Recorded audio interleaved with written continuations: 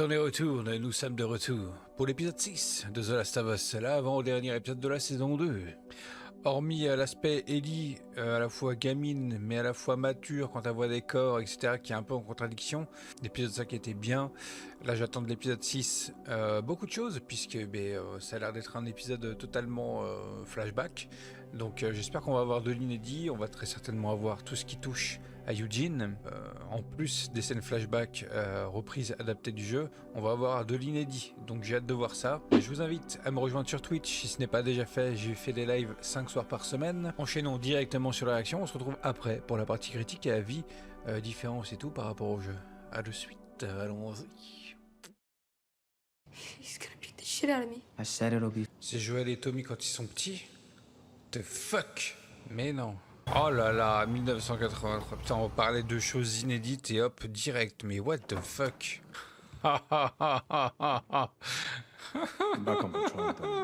Ah ouais. La team d'Intergalactique qui est dans la série, incroyable. Oh ouais, oh ouais. I hope you do a little better than me. Ah la montre. Putain, le choix de casting du père des deux, c'est une dinguerie, hein. Oh là là. La coupe de cheveux et tout, c'est Joël, quoi. C'est le Joël de Pedro. L'intro est folle. L'intro est gigantesque. Excellent. Mais... He does. Some folks call this a guitar. No, I don't sing. Self, and I believe. Ces émotions. There's something going on between you two? Excuse me? Sort of things. I don't think you do. All right, none of my business. Oh là là. Oh my god. Dinosaur! On zappe les dinosaures, on va directement dans l'espace, ok. À ce moment, c'est un de mes moments préférés du jeu. Ah, j'ai hâte de voir comment ça va être. You need a helmet. Oh là là. Ignition sequence start.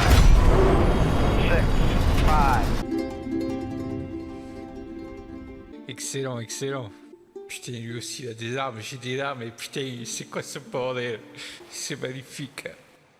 Pour un autre anniversaire. Joel, what the fuck? Exactly. What the fuck? So all the teenage shit all at once, huh? Thing with girls? Et alors? I don't own anything. Ouais, c'est là que ça va être fait différemment, je pense. Je vais pas retourner à l'hôpital, là. Enfin, il n'y a pas eu de scène dans les trailers et tout qui l'a montré retourner à l'hôpital. Oh, Ellie, it's not safe. Go Ok. back. I'm not. Excellent, excellent. Ouais, Eugene se sera fait mordre, quoi. C'est pour ça qu'il l'a tué. Yes, we can. Oh. You're empty. Il est con. Un truc qui va se passer bizarrement, là. Ah. I promise. Ok, c'est là. For me! Horrible. I don't need a view. I see her. Terrible. Du coup, elle va criser, hein. Double mensonge. C'est de là que ça part. Didn't want to put you in danger. He wasn't scared. C'est tout l'inverse. Ellie, elle va dire que c'est un menteur, c'est sûr. Parce qu'elle elle sait que That's c'est not faux. what happened. Voilà, voilà. Oh là là. Tu l'as pas volé celle-là, mon pote. Maman, quelle puissance. Ok. Next year. La bonne blague. Ah, c'est trop pour moi, là. Il va y avoir la scène. Qui a fait? Hé hé. You lie to me again, we're done. Could they have made a cure? Et il dit oui, hein. Il dit pas, je ne sais pas. Il dit oui. Ouh là là. Oh, ça va faire débat, ça. Bean, Ah, tout le monde, il a buté tout le monde. selfish. Because I love you. I hope you do a little better than me. Oh non. Oh, c'est horrible. Oh, la même face que le vieux. Oh putain. Ah, ça veut dire qu'ils vont vraiment faire un truc différent pour la fin. Ouais, ça, par contre, le fait que ça enchaîne les deux grosses conversations en une seule, ça fait quand même beaucoup. Hein. qu'ils étaient. Oh, le retour au... Ok, on reprend. Waouh, je m'attendais pas. Ah, mais c'est la fin de l'épisode. Putain, je me suis fait baiser. Merde. Ok. Eh bien, vraiment un excellent épisode 6. Hein. Franchement, je m'attendais pas à autant de nouveautés. Je m'attendais pas du tout à voir Tony Dalton. Je sais pas si c'était un truc qui avait été découvert ou leak ou quoi que ce soit avant que la saison 2 ne sorte, mais le fait que Tony Dalton joue le père de Tommy et Joel et que ça soit l'intro de cet épisode-là, moi je suis totalement bluffé. C'est incroyable. Je m'attendais pas du tout à ça. C'est pas l'une des seules choses qui est bien avec cet épisode, mais vraiment cette introduction d'épisode 6 là, la montre, plus la phrase qui dit j'espère que tu feras mieux, que Joel ressort à Ellie à la fin de l'épisode. La boucle bouclée, c'est... Ouais non, c'est vraiment un très très bon épisode. L'épisode commence avec de l'inédit, avec Joel qui troque avec Seth pour pouvoir refaire la guitare à Ellie. Ça c'est du nouveau, donc très très appréciable. Ensuite on part sur le flashback du musée avec le dinosaure. Comme dans le jeu, bon, par rapport au jeu, la scène est beaucoup plus courte. On passe à attraper énormément de moments autour du musée, puisque avant d'arriver à la partie espace, on a toute une partie vraiment dinosaures où on peut parcourir et voir plein d'autres dinosaures, et pas seulement le T-Rex sur lequel elle monte. On zappe ça pour aller à l'essentiel avec la scène dans le cockpit, la scène du cockpit. Alors elle n'est pas aussi prenante et excellente que celle du jeu, mais elle est vraiment très très bien adaptée. La scène où Ellie met en route le Walkman et qu'elle entend le décollage, on a vraiment l'immersion comme dans le jeu. En tout cas ça m'a bien pris. Pas autant que dans le jeu, mais c'est quand même pas mal. On n'a pas que la vision, on la voit de face, on la voit aussi de côté. Ce qui est différent du jeu, je crois qu'on n'a pas cette vue quand on la regarde sur le côté et que ça secoue.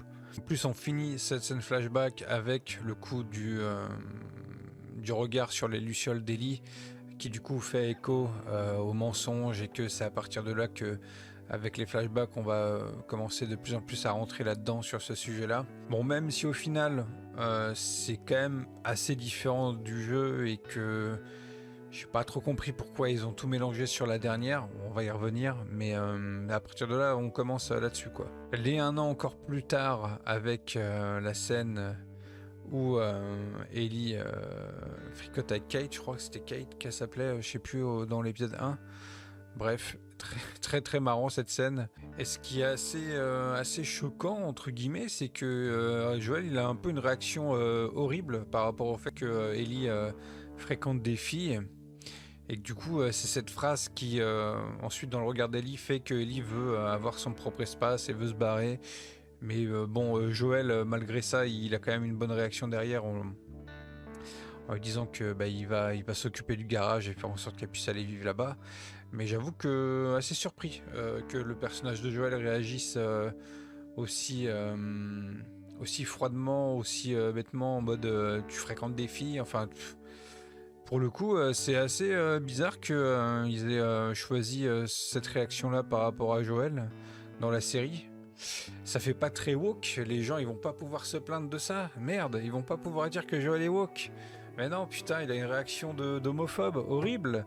Comment qu'on fait? Grosse différence donc par rapport au jeu, c'est que là dans la série, il n'y a pas cette fameuse scène où il n'y a pas ce fameux moment où Ellie retourne à l'hôpital de Salt Lake City pour enquêter et pour découvrir par elle-même via un enregistrement que Joel a bel et bien tué tout le monde, qu'il lui a menti, etc. Et donc du coup après ils ont une confrontation devant l'hôpital de Salt Lake quand Joel revient vers elle pour la récupérer en mode pourquoi t'as fugué, etc. Bref. Là on choisit quelque chose de totalement différent, on choisit donc d'exploiter le personnage de Eugene, le mari de la psy, un espèce de parallèle avec ce qui s'est passé à Salt Lake, en mode où Joel va encore mentir à Ellie et va encore changer la vérité pour que ça aille dans un sens qui l'arrange lui.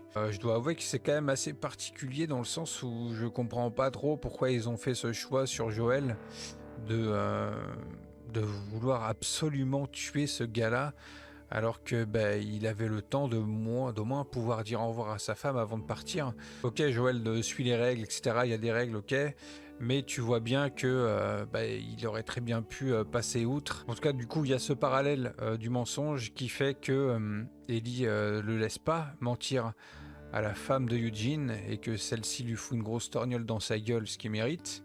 Vraiment, ce point culminant du mensonge, j'ai vraiment bien aimé. Le problème avec la scène suivante durant Noël, quand Ellie va revenir le voir sur le ponton et qu'il discute pendant qu'il boit son café et tout.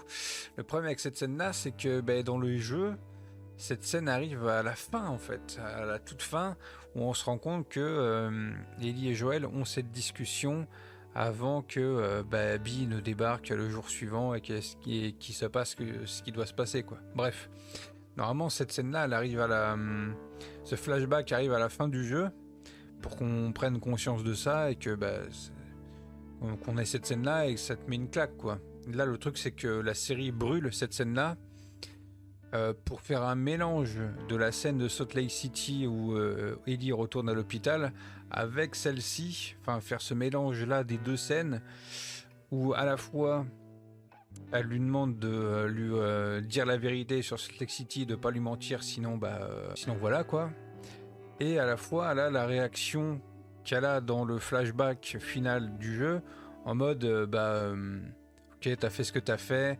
Je vais pas te pardonner, mais je peux essayer. Ça, c'est quand même c'est un moment quand même assez marquant de cette fin du jeu et qui du coup fait écho au fait que le jour suivant, etc., le fait qu'il meure, tu comprends pourquoi elle est autant vénère et que pourquoi elle rentre dans cette haine là, parce que en fait, malgré la rancœur qu'elle avait sur lui depuis quelques années, elle avait envie qu'ils avancent tous les deux et du coup ça lui a été retiré et c'est pour ça qu'elle part dans ce cercle de haine. Là en fait, le fait que la série brûle ce truc là directement dans l'épisode 6, ça me fait me dire qu'est-ce qu'ils vont inventer pour ce qui sera très certainement la saison 4. Qu'est-ce qu'ils vont raconter à la fin de l'histoire pour remplacer ce flashback qui fait écho à tout ce qui s'est passé et qui déclenche une émotion incroyable à la fin du jeu, quoi.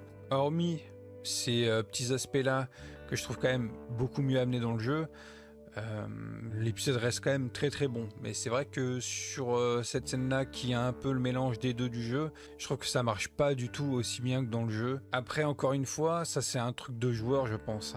Je pense que c'est un avis de joueur. Certainement que la majorité de ceux qui vont regarder, qui n'ont pas fait les jeux, vont très très bien apprécier cette scène. C'est vraiment le regard du joueur qui est critique par rapport à ça. Je pense que ça gâchera pas le visionnage pour ceux qui n'ont pas joué au jeu. Mais pour nous les joueurs, je pense que c'est quand même un aspect qui change pas mal de choses. Et puis aussi, quand tu es joueur et que tu vois cette scène-là, tu dis qu'il y a double charge, quoi. Il y a à la fois leur échange où Ellie est censée lui dire si tu me mens là tout de suite, que tu me dis pas la vérité sur ce qui s'est passé ici, je retournerai pas à Jackson avec toi, mais si tu me dis la vérité, je reviens, etc. Dans cette scène-là de Salt Lake City dans le jeu, il y a quand même une grosse charge, il y a quand même un gros enjeu, et le fait qu'ils disent la vérité, qu'elle repart avec lui, même si elle est en mode ultra déçue, etc., elle repart avec lui.